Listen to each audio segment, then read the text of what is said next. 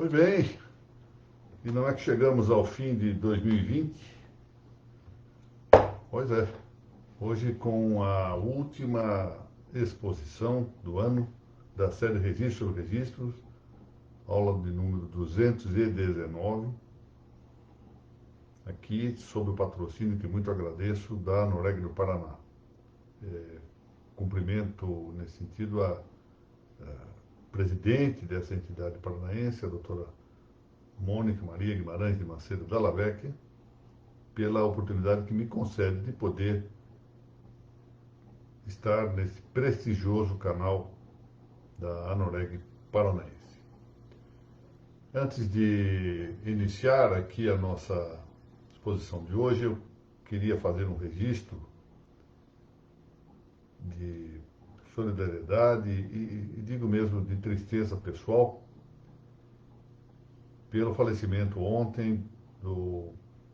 Eu vou chamá-lo de doutor, porque é interessante, esse é um caso efetivamente de um rábula, de um jurista que não se formou em faculdade de Direito, mas que conhecia muitíssimo o tema do direito registral imobiliário, particularmente na área de loteamento. Aliás, escreveu um livro sobre isso. Trata-se do meu estimado amigo Vicente Celeste Amadei, pai do desembargador Vicente de Abreu Amadei, que infelizmente faleceu no dia de ontem. Eu deixo aqui consignado não só esse voto de solidariedade ao meu amigo desembargador Vicente, que é meu compadre, e a toda a sua família, mas igualmente deixo bastante assinalado o quanto de tristeza tenho com a perda desse bom amigo, que eu tive a ocasião de conhecer antes de conhecer o desembargador Vicente. Primeiro conheci o pai, depois o filho. Enfim, esse é um destino terreno de todos nós, né? A morte. De modo que rezemos pela alma dele e vamos seguir aqui a nossa viagem pelo mundo terreno. Vamos tratar hoje das rendas sobre imóveis. É um tema que apresenta um interesse também muito curioso que eu vou mencionar. Mas, antes disso, quero dizer que encaminhei há poucos minutos à presidência da Anoreg do Paraná um ofício encapando um outro que me foi encaminhado pelo Centro Universitário Ítalo-Brasileiro, autorizando-me a indicar as entidades de classe a cujos associados ao Centro Universitário Ítalo-Brasileiro concederá um desconto pecuniário de 15% para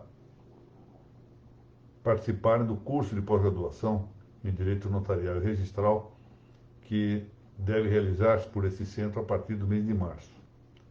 Eu escolhi de início 3 entidades, às quais quis prestar uma particular, embora de minha parte pequena, perto do vulto do que gostaria de fazer, 3 entidades aqui queria prestar, volto a dizer, uma homenagem de meu reconhecimento, que foram a Anoreg do Paraná, a ARPEM do Estado de Goiás e a ATC do Estado do Maranhão. Muito bem, vamos lá começar aqui com o tema das rendas sobre imóveis. E qual é o interesse disso? Provavelmente a estimada Cláudia Rosa, que já está aqui no ar, no exercício das suas funções registradas, a doutora Aline Miranda, grande juíza aqui do Estado de São Paulo, que esteve na Vara de Registros Públicos, as duas nunca viram uma escritura de constituição de rendas, provavelmente, e a doutora Cláudia nunca teve que registrar isto, e a doutora Aline nunca teve de cuidar de uma dúvida tratando desse assunto. E, no entanto, do ponto de vista acadêmico, é um tema interessante que se tornou ainda mais interessante agora com o advento do novo Código Civil, porque resta considerar sobre a vigência ainda do item 8º do inciso 1º do artigo 167 da Lei de Registros Públicos. Esse item elenca entre os títulos suscetíveis de registro em sentido estrito todos os atos do inciso 1º são de registro entre distrito. Abro aspas. As rendas constituídas sobre imóveis ou a eles vinculadas por disposição de última vontade. Bom, então, essas rendas, de acordo com a Lei de Registros Públicos, devem ser registradas no ofício imobiliário. E o que são essas rendas? Bom, elas são, enfim, um produto, como o próprio nome está dizendo, pecuniário, produto monetário, dinheiro. Dinheiro que se presta periodicamente, não é uma renda de condição única, não, mas é condição fragmentada, parcelada, que resulta da entrega de um dado capital. E o que aqui interessa para nós é a entrega de um imóvel, né? O capital representado aqui pelo imóvel. Pode ser outro tipo de coisa, é possível que haja renda constituída sobre dinheiro também. Mas o que nos interessa aqui, tratando do direito registral imobiliário, é exatamente o caso da renda constituída sobre imóvel. Esse capital ou imóvel, no nosso caso, é entregue a uma pessoa, que se chama de rendeiro ou censuário, a quem se impõe a prestação. Qual prestação? Aquela prestação pecuniária, periódica, que se chama de cânon, em benefício seja do anterior proprietário desse imóvel, que é chamado de censuísta ou rentista, porque vai receber esse valor, seja de terceiro. É isso, ele pode indicar terceiro. Olha, eu construo renda aqui, mas em vez de que o cânon seja dirigido para mim, proprietário do imóvel que está sendo alienado, ou seja, o censuísta ou rentista vai ser outro, uma terceira pessoa. Essas rendas, enquanto, volto a dizer aqui, constituídas sobre imóvel, foram definidas por Caio Mário da Silva Pereira, grande jurista brasileiro, de maneira mais concisa, menos explicativa. Minha conceituação anterior foi um tantinho explicativa, difícil de reter no seu conjunto. Mas Caio Mário diz mais concisamente que isso se dá quando uma pessoa entrega um imóvel a outra, a entrega do imóvel, com o encargo de lhe fornecer ou a terceiro uma renda periódica, de lhe fornecer a ela que está entregando. Ou Carvalho Santos, que também, de maneira muito breve, conceitua as rendas, aspas, na alienação do capital, no nosso caso do imóvel, para obterem-se prestações periódicas. Pois muito bem. Então, trata-se de uma alienação do capital, no nosso caso imóvel, em compensação da renda contratada. Eu alieno o imóvel e recebo uma renda por isso. E isso se lia com todas as letras no artigo 1426 do Código Civil Brasileiro de 1916. Está lá dito, ó, os bens dados em compensação da renda caem, desde a tradição, no domínio da pessoa que por aquela se obrigou. Transmissão do imóvel, transferência do imóvel. Transação dominial, que é da essência desse Instituto das Rendas. Notem, guardem bem isso, porque isso é de uma importância nuclear, em vista do que ocorreu com o Código de 2002. Então, no sistema do Código de 16, se demandava ou a tradição, quando seu objeto fosse dinheiro, para que houvesse transferência dominial, ou a transcrição, na linguagem do regulamento de 39, cuidando-se de imóvel, portanto. Transcrição essa que era exigida ainda quando a renda se constituísse por meio de testamento. Notem bem, podia ser por meio de testamento, não só de um contrato intervivos. Bom, nós vamos deixar aqui de lado a discussão sobre a natureza real ou meramente pessoal das rendas. Isto é uma matéria que Orlando Gomes discute mais amplamente. Vamos deixar essa matéria de lado, porque o fato é que o Código Civil brasileiro anterior dizia que era direito real, que eram as rendas de direito real. Então é só olhar lá o inciso 4º do artigo 674. O legislador disse, isso aqui é direito real, ponto. Em exposições anteriores tenho dito que, com apoio na doutrina de José de Oliveira Ascensão, que pode dar-se o caso do legislador dizer que uma coisa não é direito real, ou não arrolar como direito real, e ela ser. Mas é um pouco diversa a situação de quando ele diz textualmente que é direito real, não ser. Oh, isso é discutível, mas não me parece que seja tão fácil dizer que uma coisa não é aquilo que o legislador está dizendo que é. Ele cria pelo menos uma ficção. Bom, em todo caso, o Código admitia, quanto aos imóveis, duas formas de, de constituição de rendas, quanto a imóveis. Uma forma era do censo reservativo e a outra do censo consignativo. Censo reservativo e censo consignativo. O reservativo, o que ocorria com isso? Alguém alienava o imóvel, mas se reservando o direito de percepção de um cânon anual, ou pensão, tinha que ser anual. E o código vedou que isso pudesse ser perpétuo pro resto da vida. Ele tinha que receber esse cânon. E era, em suma, isto, meramente a venda de um imóvel a prazo. No fundo, era isto. O Morel e Terry, exatamente nesse seu livro, vai dizer isto. Olha, isso aqui é só uma forma de fazer venda a prazo num tempo em que isso era, de algum modo, impedido, porque se impedia a cobrança de juros, etc. Então, a forma que se conseguiu para fazer uma venda a prazo era exatamente constituindo rendas sobre o imóvel. Porque aí, então, se valendo a ideia do cânon, a coisa se evadia da ideia dos juros. O outro censo, que é o censo consignativo, consiste em o proprietário onerá-lo com o censo, se nós estamos falando do Código de 16, né? Onerava com o censo, ou renda, e ele se obrigava a pagar o cânon. Mas veja só, ele alienava e pagava o cânon. Por quê? Porque era uma forma, no fundo, de restituir um capital que ele recebia do censuário rendeiro. Então ele recebia um capital, entregava o imóvel, mas na verdade não era cumprir-venda isso. Isso era uma forma só disfarçada de hipoteca. O Morel e Terry havia dito exatamente isso, acerca da figura da hipoteca. E o nosso desembargador Cláudio Luiz Bueno de Godoy, excelente jurista aqui de São Paulo, no Código Civil Comentado, que foi coordenado pelo então ministro César Peluso, diz exatamente isso. Essas duas formas, do censo consignativo e reservativo, eram contornos da antiga proibição da usura. Muito bem. As rendas não são criação do nada, não é? Isso vem dos censos imobiliários medievais. Já na Idade Média, portanto, se praticava esse instituto, essa experiência jurídica dos censos.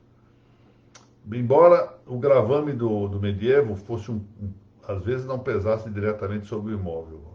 Havia hipótese de prestação dos cidadãos no direito municipal, obrigava-se a fazer alguma conduta, ter alguma conduta, ou mesmo dos vassalos no direito senhorial. A propósito disso, uma pequena aproximação pode fazer-se com o Tratado de Direito Civil alemão, na parte escrita por Martin Wolf, sobre os direitos reais. Muito bem. Vamos lá com o problema dos nossos dias, qual seja. O Código de 2002 não falou mais que a renda constituída sobre imóveis constitua direito real. Não está enunciado lá. Se forem ao artigo 1225, que tem a lista dos direitos reais, já não há a indicação da renda constituída sobre imóveis. E se antes já era um tanto discutível, apesar da leitura do texto do artigo que tratava dessa lista no Código de 16, agora, com maior razão, a doutrina só poderia prevalecer no sentido de que a renda não é mais um direito real, é um simples contrato, como diz Carlos Alberto W. Maluf, professor aqui da Faculdade de Direito lá de São Francisco. Ele atualizou o livro do curso de Direito Civil de Washington Barros Monteiro e diz exatamente isso, olha, as rendas constituem um simples contrato. E, portanto, já não pode ser criado com transcendência jurídico real no âmbito da vigência do Código Civil de 2002. Aliás, é a doutrina que está, entre outros autores, em Francisco Eduardo Loureiro, Arnaldo Rizardo e o meu querido amigo professor José Manuel da Ruda Alvim. Bom, muito bom. Em todo caso, veja bem, embora não sejam as rendas de direito real, elas não deixam de estar no Código. Os artigos 803 a 813 do Código Civil de 2002 tratam desse assunto, das rendas constituídas. E também sobre imóveis. E olha aqui, olha o que diz o artigo 807. O contrato de constituição de renda requer escritura pública. Primeiro ponto. E o 809. Estou destacando 2 artigos desse grupo aí de 11 artigos em que o Código Civil de 2002 se ocupa quanto às rendas. O 809 diz: os bens dados em compensação de renda caem desde a tradição no domínio da pessoa que por aquela se obrigou. Bom, quanto ao primeiro desses dispositivos, o que nós temos que ter em conta é que o Código, afirmando, tem a renda objeto de caráter de contrato, e note que essa palavra contrato aparece no Código Civil, tratando das rendas, no Código Civil vigente, no 803, 804, 805, 806, 808 e 810. Vejam que é contrato mesmo, eles querem deixar claro que é um contrato. Note-se então que, ao prever especificamente que o contrato requeira escritura pública, no artigo 807, o Código afasta a incidência da norma do artigo 108. Isso quer dizer que a transferência do domínio sobre o imóvel não admitirá no contrato de renda o documento particular. Sempre haverá necessidade de escritura pública, ainda que o valor do imóvel, contrato, não exceda de 30 vezes o maior salário mínimo vigente no Brasil. Ponto. Sempre exigirá escritura pública. É também controversa a admissão do testamento. Cláudio Luiz Bueno de Godoy parece entender que o fato de o Código sempre se referir a contrato afastaria a previsão de que as rendas pudessem constituir-se mediante testamento, que era o que se previa no Código de 16. Contrariamente, e me parece aqui, eu peço desculpas ao meu amigo Cláudio Bueno de Godoy para acompanhar aqui o entendimento do professor Carlos Roberto Gonçalves, para quem, diz Carlos Roberto Gonçalves, ainda quando constituído por testamento, não há perda do caráter contratual. E ele menciona, em apoio, o artigo 1926 do Código, que diz o seguinte: se o legado consistir em renda vitalícia, etc. Portanto, ele parece que teria melhor razão. Pois muito bem. O artigo 809, que eu fiz também referência, contanto que, do Código Civil, contanto que se expanda, né, a ideia de tradição, da tradição real, física, para a tradição simbólica, ficta, como se dá com a transcrição, ou seja, a tradição abrange a transcrição, ou seja, abrange o registro interdistrito. Vemos que o contrato de renda impõe a necessidade de inscrição no ofício imobiliário. E aqui nós temos essa ideia, ou seja, a renda, ou as rendas, se bem não sejam agora direito real, continuam sendo um título. Antes tanto nós designávamos como rendas o título no sentido material, quanto o direito real correspondente. Isso ocorre, não é? Usufruto, nós chamamos de usufruto tanto o conteúdo do título institutivo, como chamamos o direito real, e assim por diante. Hipoteca e tal. Então, nós chamávamos dos 2 modos. Mas agora, como as rendas sempre implicam transferência dominial, elas devem ser escritas, enquanto título. Desaparece o direito real de renda, mas continua o título institutivo de um contrato que implica alienação de domínio. É evidente que se ele implica alienação de domínio, esse domínio a propriedade é direito real, inciso 1º do artigo 1225, e os direitos sobre imóveis constituídos ou transmitidos por atos entre vivos só se adquire com o registro no cartório de registro de imóveis dos referidos títulos, salvo os casos expressos no Código. Isso é o que diz o artigo 1227. Dessa maneira, o que nós temos aqui, primeira vez, o preceito do registro da renda construída sobre o imóvel, que está no item 8º do inciso 1º do artigo 167 da Lei de Registros Públicos, isso permanece em vigor a despeito do Código Civil eliminar o caráter real das rendas. Então, continua em vigor, continua sendo registrável. Aliás, deve ser registrado para que haja transferência da propriedade. Agora, veja, qual é a distinção que se deve fazer entre uma coisa e outra?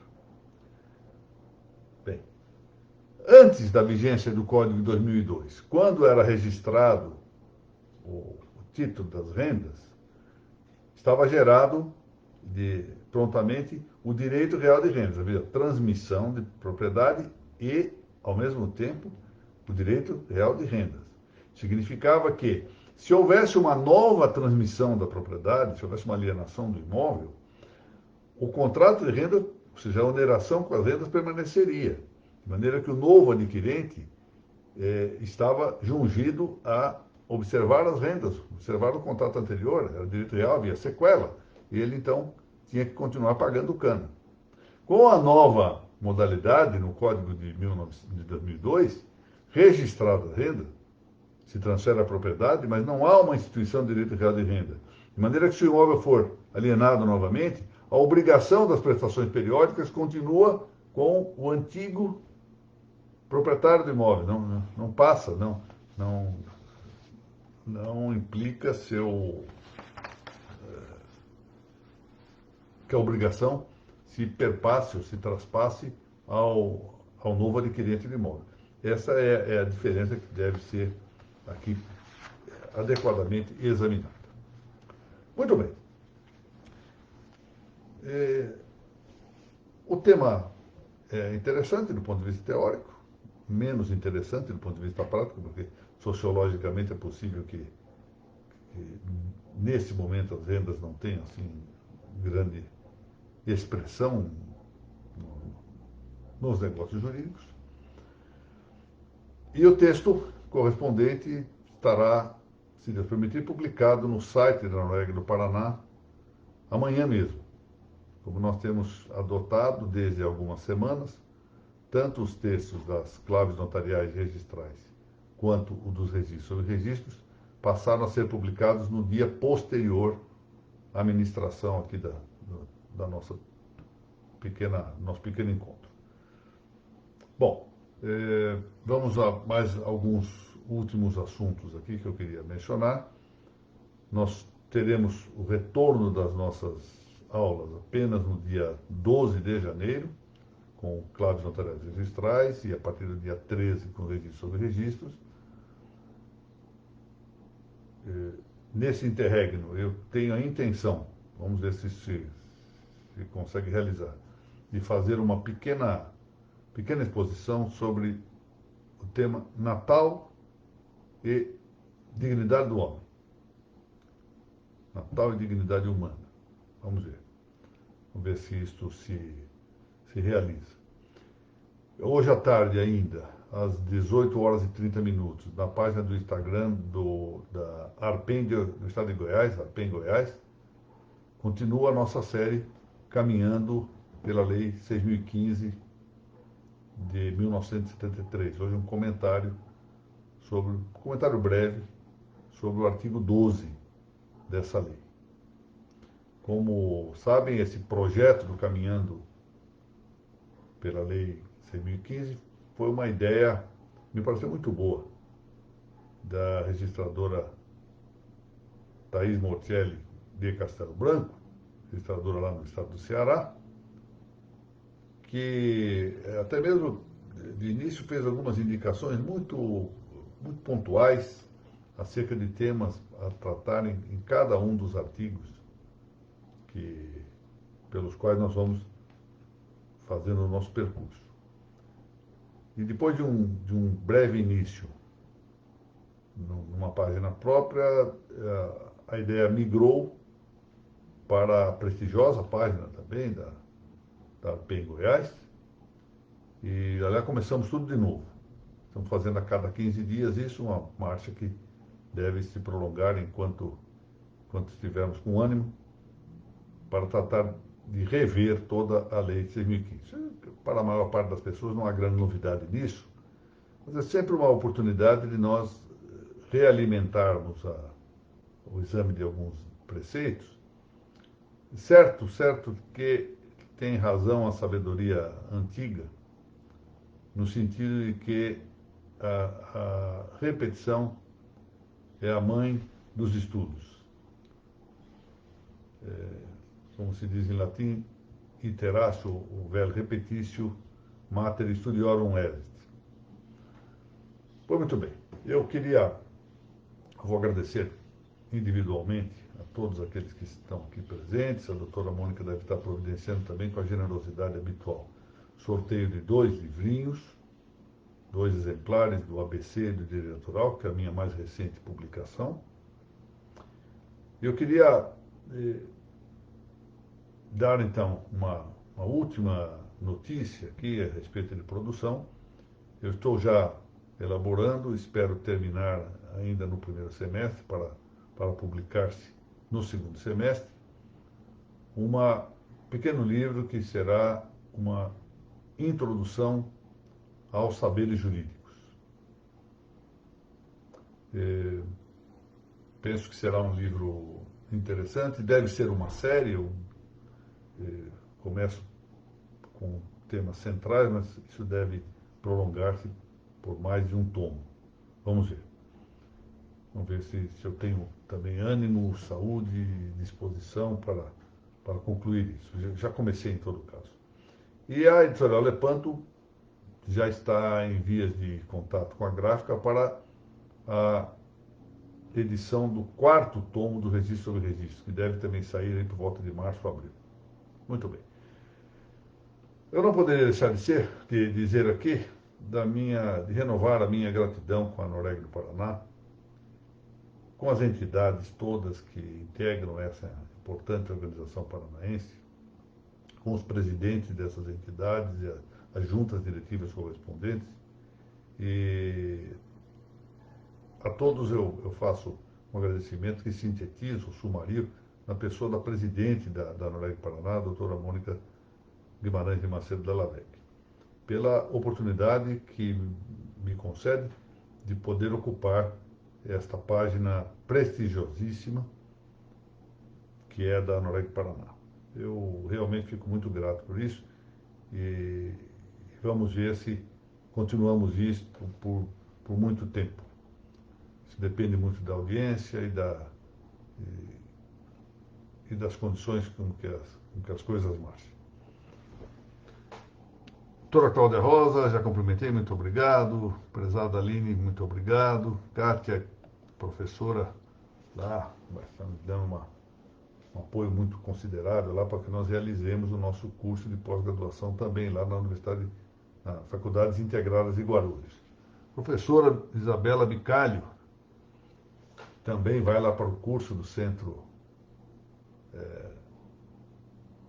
Universitário Ítalo-Brasileiro, um grande jurista da cidade de Miguelópolis e região. Prezado Pedro Bragato, outro professor lá do nosso curso e estimado amigo. Doutor Fernando Rodrigues Batista, meus cumprimentos. Doutora Mônica, quem já saudei, meus cumprimentos também. Aí está a Lepanto, sempre muito bem representada.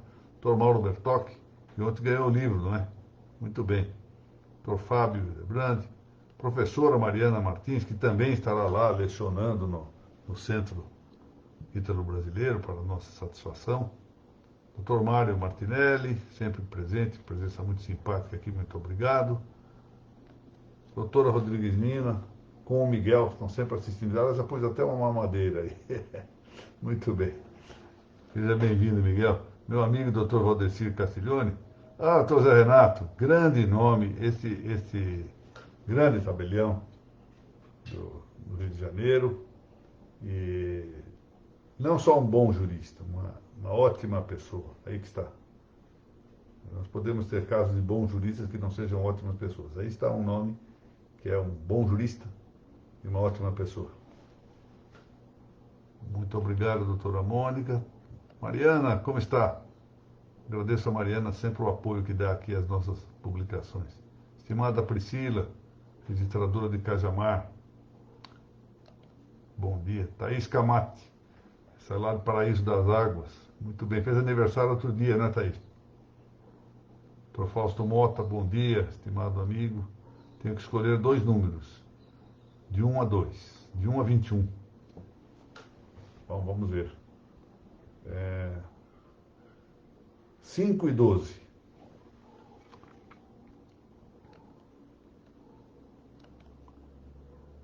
O Dr. Fausto quis escolher o próprio número lá. Tudo bem, bom dia, Dr. Jorge Lima de Oliveira. Dr. Luiz Felipe Lavor.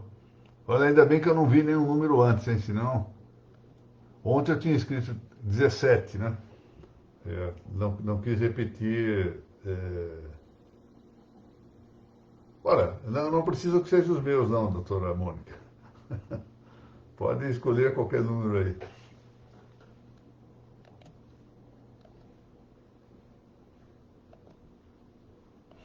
Pois é. De todo modo, eu escolhi 5 e 12. Se valer, ficam escolhidos.